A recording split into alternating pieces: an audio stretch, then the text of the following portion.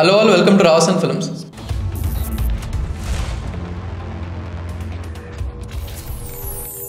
రీసెంట్గా సిద్ధార్థ్, నయనతార అండ్ మాధవన్ ముగ్గురు కలిసి నటిస్తున్న ఒక సినిమా ట్రైలర్ రిలీజ్ చేశారు నెట్ఫ్లిక్స్ వాళ్ళు.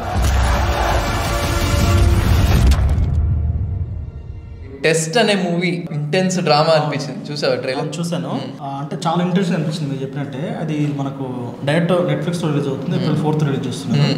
ముఖ్యంగా ఏంటంటే ట్రైలర్ లో 3 క్యారెక్టర్స్ అనేది మెయిన్ గా అర్థమైపోతుంది. Madhavan, Nayanthara and Siddharth. Siddharth as Arjun role చేస్తున్నారు. ఆయన క్రికెటర్. సో మనకు మాధవన్ వేరియస్ ఆఫ్ బిజినెస్ ఏదో చేస్తున్నాడు. మాధవన్ అండ్ నయనతార ఇద్దరు వైఫ్ అండ్ హస్బెండ్ గా ఎస్టాబ్లిష్ చేసేసారు. సో అంటే వాళ్ళిద్దరు కలిపి అర్జున్ లైఫ్ లో ఎలా పార్ట్ అవుతున్నారు, లేదంటే వాళ్ళిద్దరు లైఫ్ లో అర్జున్ ఎలాంటి రోల్ ప్లే చేస్తున్నారు, వీళ్ళ ముగ్గురికి ఉన్న కనెక్షన్ ఏంటి, వీళ్ళ ముగ్గురు లైఫ్స్ ఎలా మారబోతున్నాయి. ఇంకోటి ఏంటంటే వీళ్ళ ముగ్గురికి ఒక లాస్ట్ ఛాన్స్, ఇదే లాస్ట్ ఛాన్స్ ఒక ఎడ్జ్ మీద నిలబెట్టేశారు. సో ఆ పాయింట్ ఎలా ఇంపాక్ట్ చేస్తున్నది అనేది కంప్లీట్ గా కథ అన్నట్టు అర్థమైపోతుంది.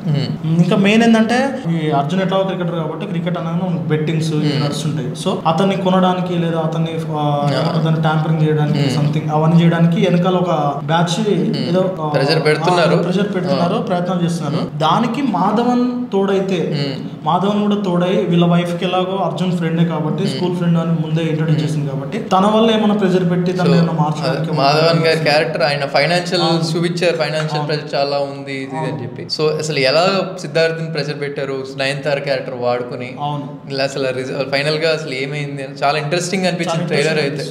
ఇంకోటి ఏంటంటే నయనతారకి అండ్ మాధవన్ మధ్యలో కూడా వాళ్ళ మధ్యలో కోరిలేషన్ కరెక్ట్ లేదా అనిపిస్తుంది. ఎందుకంటే ఆమె కూడా ఒక డైలాగ్ అంటుంది కదా, నీకు తండ్రి కూడా ఇష్టం లేదా అన్నట్టు ఏదో వాళ్ళ మధ్యలో కూడా కొంచెం ఫ్రిక్షన్ ఉన్నది. అలాగే సిద్ధార్థ్ మరియు నయనతార వీళ్ళిద్దరూ అంటే స్కూల్ నుంచి ఫ్రెండ్స్ అన్నారు కదా, దాన్ని వాడుకొని మాధవన్ ఏం చేస్తున్నాడు అనేది కొంచెం ఇంట్రెస్టింగ్ అనిపిస్తుంది. సో అదే మాధవన్ గారి క్యారెక్టర్ కూడా కొంచెం ట్రాన్స్ఫర్మేషన్ లాగా కనిపిస్తుంది మనకి ట్రైలర్ లో.